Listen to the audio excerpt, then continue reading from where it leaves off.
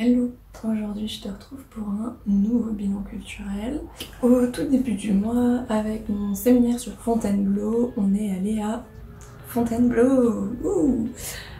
Du coup, on a pu visiter avec la prof le château. Il me semble que c'est gratuit pour les moins de 25 ans. Enfin, de toute façon, nous, comme c'était en mode visite scolaire, c'était gratuit. Et du coup, Fontainebleau, c'est surtout connu pour être le château de François Ier, mais en fait, il reste très peu de choses de l'époque de François Ier, à part la galerie François Ier, mais encore, elle a été beaucoup modifiée par rapport à l'origine, et les peintures sont assez abîmées aussi. Et il y a eu pas mal de modifications au 19e, etc. Enfin bon, bref. Et du coup, comme on étudie cette galerie, bah, on l'a étudiée en direct. Du coup, c'était très intéressant parce que, étant donné qu'on a le séminaire qui va avec, forcément, bah, Fontainebleau, on connaît pas mal pour tout ce qui va être de François Ier, etc. Après, en fait, on est passé hyper vite sur la partie Napoléon, etc. Napoléon III, tout ça. Parce que bah, c'était pas notre sujet d'étude, donc je t'avoue qu'on n'a pas trouvé ces appartements-là.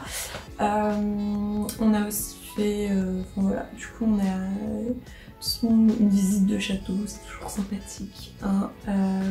Après je te conseillerais peut-être plus d'y aller au beau temps, parce que c'est vrai que là, du coup ça faisait un petit peu froid et mort, parce que bah, c'est l'hiver et du coup c'est... Voilà, il fait un petit peu frais, tout ça, voilà. Donc je te conseillerais peut-être plutôt pendant les beaux temps, les beaux jours, d'y aller. Mais bon, sinon c'est quand même un château à visiter, surtout si t'aimes tout ce qui est histoire de l'art, etc. C'est quand même un truc à visiter. Ensuite, je vais te faire un court résumé de ce que j'ai pu lire pour mon mémoire, ça va être vraiment très court. Si tu regardes pas les master vlogs, en ce moment je suis en pleine lecture et travaille sur l'étude de la plante par Verneuil, qui est un élève de Grasset. J'avais fait une erreur notamment en master vlog, je l'avais corrigé en commentaire, mais je sais pas pourquoi dans ma tête c'était un élève de Gallet, mais rien à voir en fait, enfin rien à voir. Ils sont de la même époque et du même mouvement, mais non, ouais, c'est un élève de Grasset qui avait d'ailleurs déjà une première fois publié une étude sur la plante, etc. Donc en fait, ça va te parler de la plante dans l'ornementation, dans les arts, etc. Et comment correctement dessiner une plante et pas simplement l'imiter, mais vraiment la reproduire, notamment dans une type de dynamique où elle...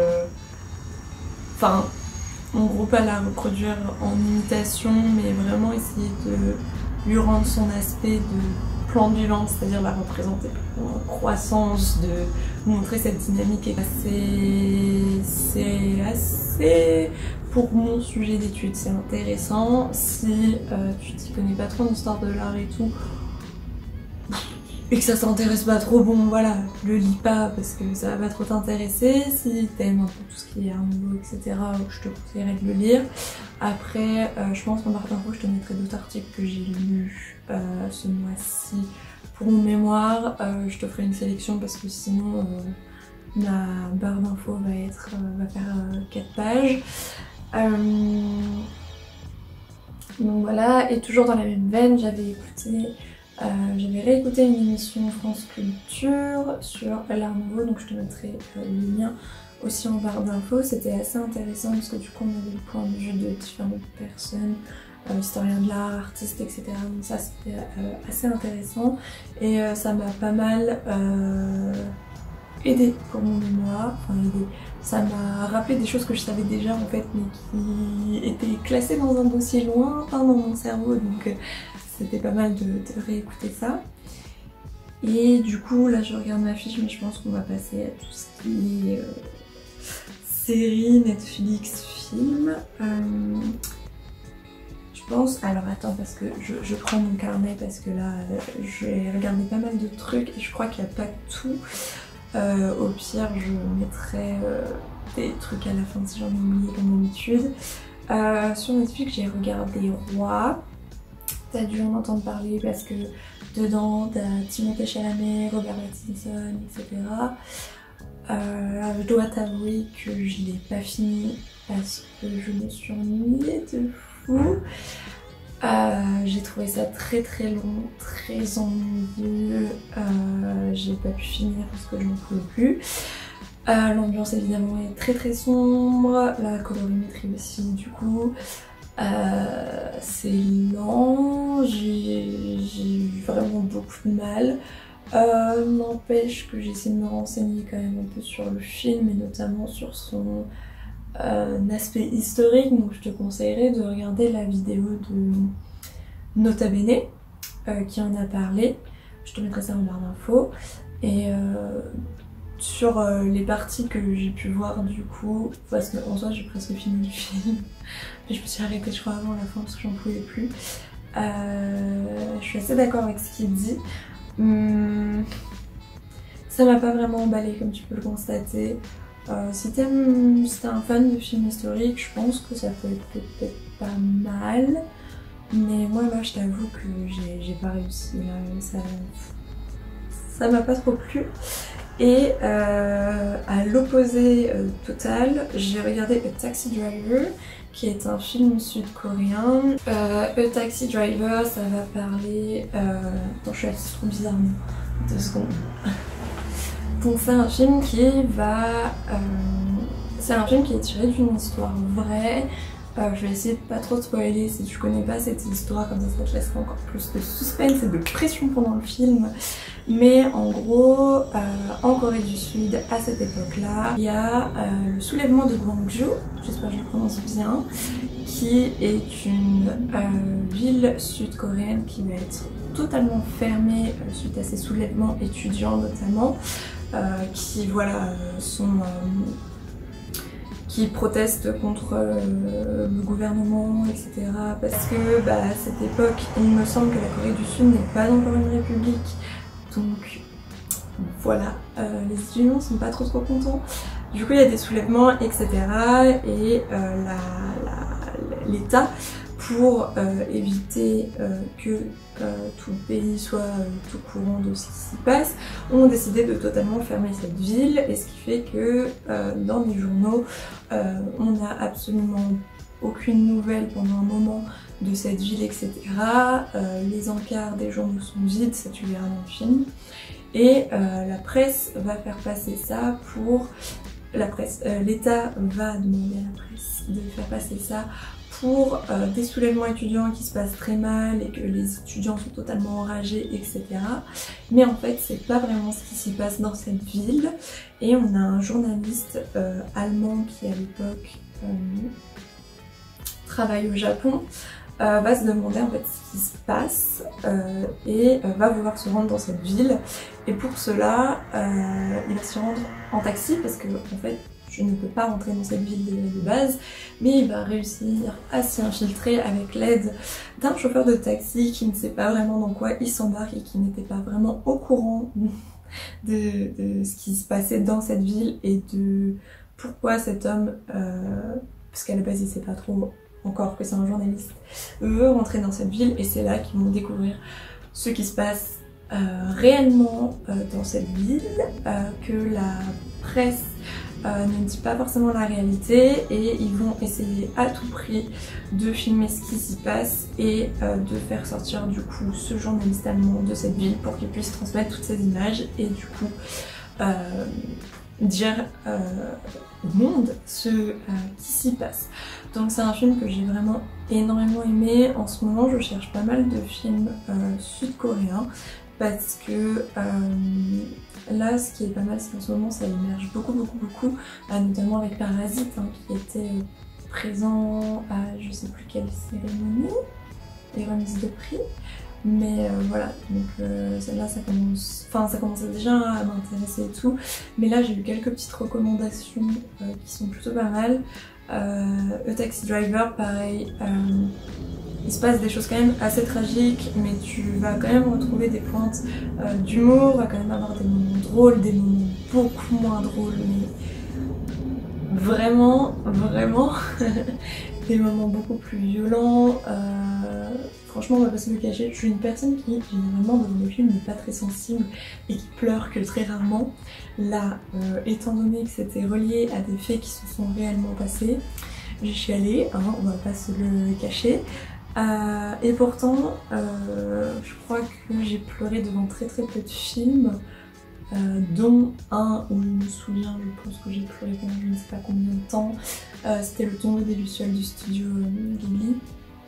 Donc voilà, pour te donner mon aperçu de sensibilité, il faut quand même y aller. Mais généralement quand ça touche à des faits un peu réels, quand c'est des faits un peu réels on va dire, je suis quand même assez sensible.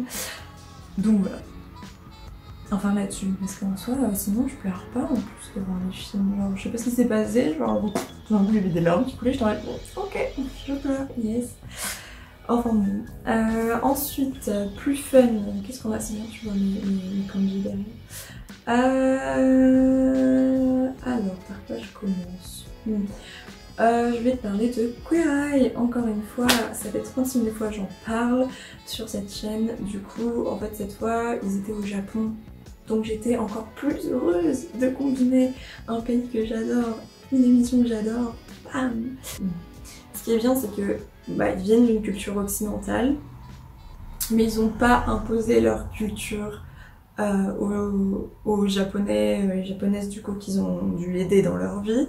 Donc j'ai trouvé ça bien qu'ils n'arrivent pas comme ça en mode yeah, America, tu vois. Ça j'ai trouvé ça bien. Je trouvais qu'ils respectaient quand même aussi la culture japonaise, etc. Et ils étaient aidés notamment d'une idole japonaise. Je la connaissais pas, je t'avoue. Enfin, je crois que j'avais déjà vu sa tête quelque part, mais je la connaissais pas plus que ça. Et du coup, j'ai trouvé ça cool. Qui respecte aussi cette culture et qui s'adapte du coup en fonction pour aider ces personnes dans leur vie. Bref, du coup, je trouvais ça plutôt cool. Je vais pas en dire plus parce que j'en parle beaucoup trop à chaque fois de cette émission, donc voilà. Ensuite, on va rester sur le Japon et ensuite on retournera en France. Donc en ce moment, je retourne doucement mais sûrement au manga. J'ai eu une grosse phase manga dans ma préadolescence, je dirais. Tout ce qui était collège, etc. Au lycée, je m'étais vachement calmée et début de fac aussi. Mais là, en ce moment, je suis retombée dans Naruto. Naruto, c'est un manga avec des ninjas. Je pense que tu connais, au pire, je te mettrai un résumé parce que c'est un manga de mon enfance, tu vois, donc je pourrais pas te le résumer, je risque de parler beaucoup trop longtemps de ce manga. Donc en ce moment, je suis en train de me refaire mon Naruto, en commençant vraiment par Naruto, et ensuite là je vais attaquer Naruto Shippuden, qui est du coup la saison 2 si on veut. En gros, Naruto a grandi. Voilà, saison 2. Naruto, c'est le personnage principal si tu le connais pas du tout. Et du coup, c'est quand même un manga que je regardais en préadolescence. Enfin, c'est un peu un manga d'enfance, tu vois. Donc, le fait de regarder ça et tout, ça me rend bien nostalgique. Et franchement, j'aime bien. Enfin, je trouve que ça a bien vieilli. Enfin, ça a bien vieilli. Je trouve que ça a pas vieilli en fait. Et voilà, enfin, je sais pas plus à dire, je suis pas du tout objective non plus sur ce manga. Donc voilà, je la regarde sur Netflix, mais je crois que sur Netflix il manque des épisodes parce que je me souviens. Enfin, j'avais l'impression qu'il partait beaucoup plus en mission de ninja à l'époque que sur Netflix. Donc je sais pas, peut-être des choses qui sont parties. Enfin bon, bref. Et encore dans les mangas en ce moment, je regarde Food War, la dernière saison. Ça fait du coup depuis la saison que je suis. Donc Food War, tu dois connaître parce que c'est du coup un manga qui parle de bouffe. Le personnage en fait va rentrer dans une école très prestigieuse de cuisine et son but voilà c'est de un peu devenir le meilleur cuisinier au monde. Et alors moi j'aime beaucoup ce manga, déjà ça parle de bouffe. C'est au Japon, voilà en gros de choses que j'aime qui sont réunies. Et en plus ça me donne vachement envie de cuisiner et ça me remet à la cuisine dès qu'il y a une saison qui sort, donc c'est plutôt cool. ça me permet de bien manger après. Les plats donnent extrêmement faim, je trouve ça intéressant. Il y a aussi parfois des petites analyses un peu culinaires, scientifiques sur les mariages des saveurs, etc. Je trouve ça intéressant. Puis même pour découvrir des plats ou des techniques d'autres pays, c'est assez cool. Je pense que tu connais ce manga parce que généralement quand les gens mangent des plats, ils ont littéralement un orgasme, genre les personnages genre, sont représentés à poil, mais genre c'est censuré, enfin genre, comment dire, c'est souvent dans les mangas, s'il y a un personnage qui est à poil, mais genre on va mettre des nuages devant les seins de la meuf, et c'est partie intime, pareil pour les mecs, etc. Bon, je pense que tu connais ce manga par rapport à ça. Bah en soi, genre, à part ça, qui peut paraître un peu bizarre aux yeux d'un occidental peut-être, moi je trouve ça un manga qui est très bien et tout, et puis ces moments où au final ça fait assez rire. Pour moi ça me fait beaucoup rire quand je les vois réagir à de la bouffe et tout ça, ça fait très... Mais moi je trouve que c'est un très bon manga et qui donne très faim tout le temps, et c'est sympathique à regarder, genre vraiment c'est pas prise de tête et tout, c'est assez sympa. Et ensuite on va passer à la France. En gros, pareil, j'en parle dans mon master vlog, mais j'étais tranquillement chez moi un soir en train de travailler sur mon mémoire quand j'ai une pote qui m'a dit « Alice, va voir, il y a une série sur TF1 de ton époque ». Alors quand elle dit de mon époque, c'est le 19e par rapport à mon mémoire. Et je me dis « Mais pourquoi elle me conseille une série de TF1 ? Je regarde pas la télé et tout, genre chelou ». Et elle fait non mais tu vas voir, le bazar de la charité, ça te dit quelque chose et tout. Je fais bah ouais, le bazar de la charité, bah c'est un événement en 1897 là, quand tout a brûlé, machin, on en avait parlé en cours. Et ouais, bah il y a une série, machin. Et du coup, bah maintenant je regarde ça. Et j'aime beaucoup, donc c'est une série française qui parle du coup du fameux événement du bazar de la charité, qui était en fait un événement organisé par la bourgeoisie parisienne pour aider les plus démunis, sauf que en fait le bazar a pris feu, il y a eu 126, 140 morts, 126 ou 140 morts, 126 morts je crois, et en fait c'est aussi un moment qui a cristallisé une tension politique qu'il y avait entre les conservateurs et les anarchistes de l'époque.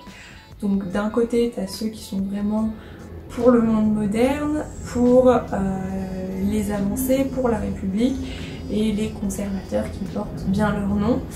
Et du coup bah, je regarde ça, c'est assez divertissant et ça me déculpabilise de regarder une série qui du coup, de passer du temps à regarder une série qui du coup ce temps, au lieu de passer à faire mon mémoire, je regarde cette série, tu vois, je déculpabilise un peu, c'est au 19e, Caruchet, du coup l'artiste sur lequel je travaille, il était vivant à cette époque, vas-y c'est bon, tu vois. Non, je trouve ça pas mal, et on va surtout suivre le destin de 3 femmes, donc je t'en dis pas plus, je te laisserai découvrir ça. Les épisodes sont en replay sur TF1 si tu veux les voir. Et une fois que la diffusion sur TF1 sera finie, ça sera sur Netflix.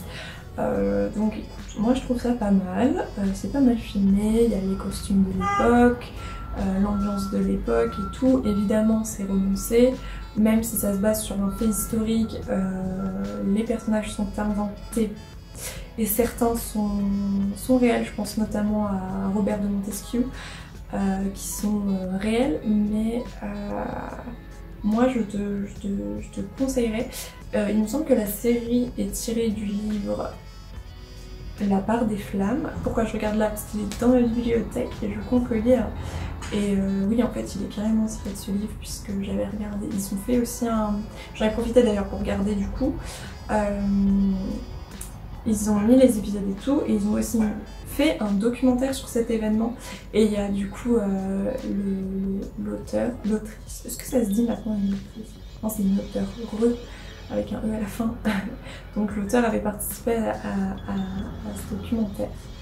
Donc voilà, moi je te conseillerais de regarder ça et peut-être de regarder le documentaire pour avoir peut-être un aspect un peu plus historique et moins romancé de tout ça. Mais vraiment, je trouve que c'est vraiment pas mal pour... c'est vraiment pas mal, je trouve. Du coup je pense que c'est tout ce que j'ai fait ce mois-ci. Si j'ai oublié des choses, je te les mettrai à la fin. Et du coup c'est tout, je pense. Et je te retrouve du coup demain pour le premier jour du calendrier de l'Avent artistique. Je pense que je vais l'appeler calendar. C'est un jeu de mots pourri, tu vois, mais je trouve que ça prend bien le concept. Enfin bon, je te retrouve bientôt.